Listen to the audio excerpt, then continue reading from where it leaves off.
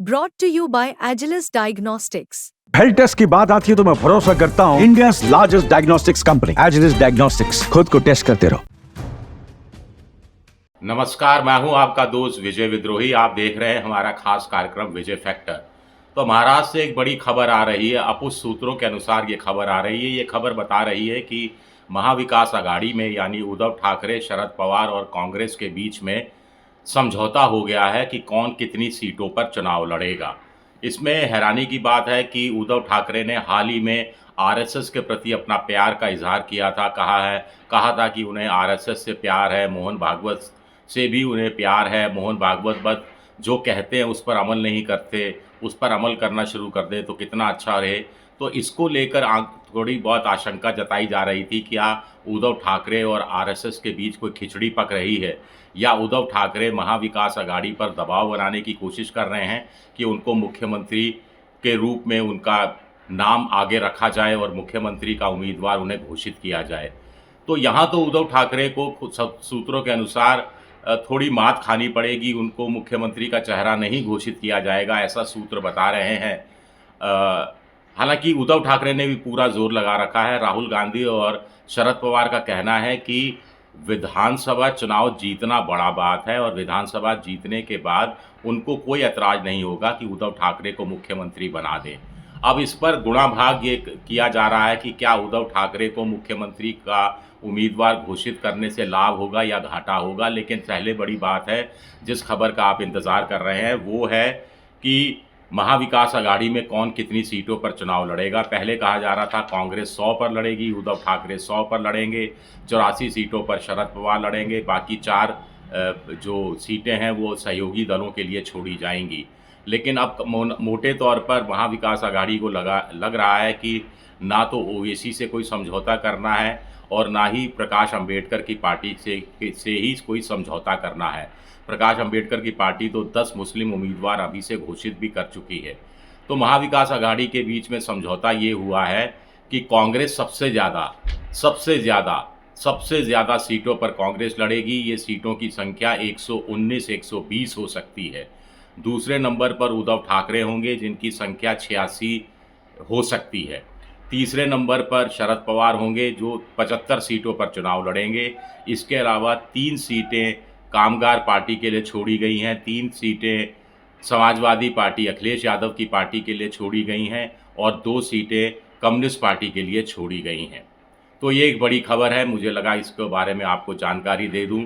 उद्धव ठाकरे थोड़ा इस बात से सहमत नहीं हो रहे थे, लेकिन उद्धव ठाकरे को शरद पवार ने समझाया, ऐसा मोटे तौर पर माना जा रहा है। और वो मान भी गए। भावुक किस्म के आदमी हैं, कलाकार किस्म के आदमी हैं। उनके सामने लोकसभा के आंकड़े रखे गए। उनको बताया गया कि देखिए लोकसभा में आप 21 सीटों पर चुनाव लड़े थे, आप 9 सीटों पर ही जीत कर आए।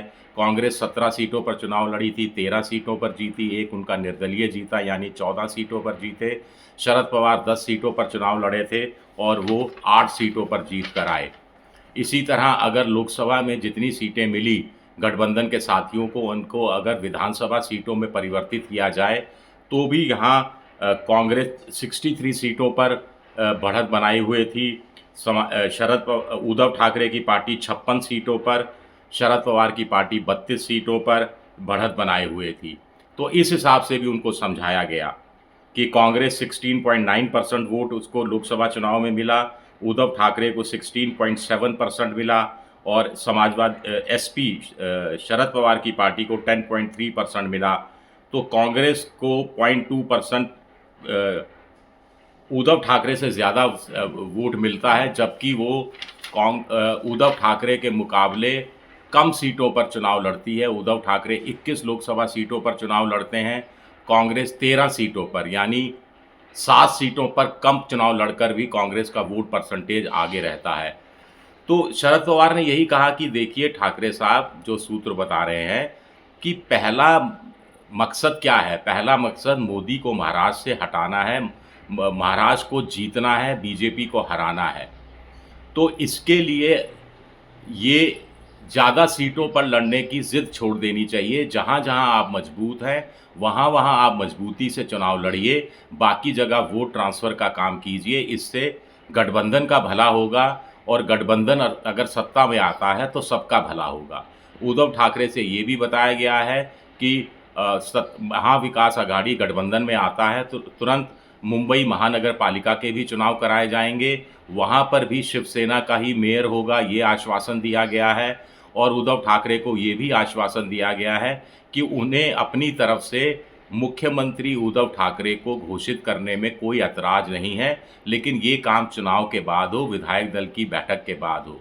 यानी राहुल गांधी ने बड़ा दिल दिखाते हुए कह दिया है कि भले ही वो ज़्यादा सीटों पर लड़ रहे हैं और भले ही उनकी उद्धव ठाकरे से ज़्यादा सीटें आए, मोटे तौर पर माना जा रहा है कि उद्धव ठाकरे से ज़्यादा सीटें कांग्रेस की, अगर यही समीकरण बैठा रहा, इतनी ही सीटों पर जो बात सामने आ रही है, ये लिस्ट सही निकली, सच्ची निकली, हम इसकी कोई पुष्टि नहीं कर रहे इस लिस्ट की। कांग्रेस के विश्वस्त सूत्रों से ये सूची मिली है, इसलिए हम इसको आपके सामने पेश कर रहे हैं। तो भी उद्धव ठाकरे को ही मुख्यमंत्री बनाया जाएगा, भले ही सीटें उद्धव ठाकरे की अगर कम आती हैं।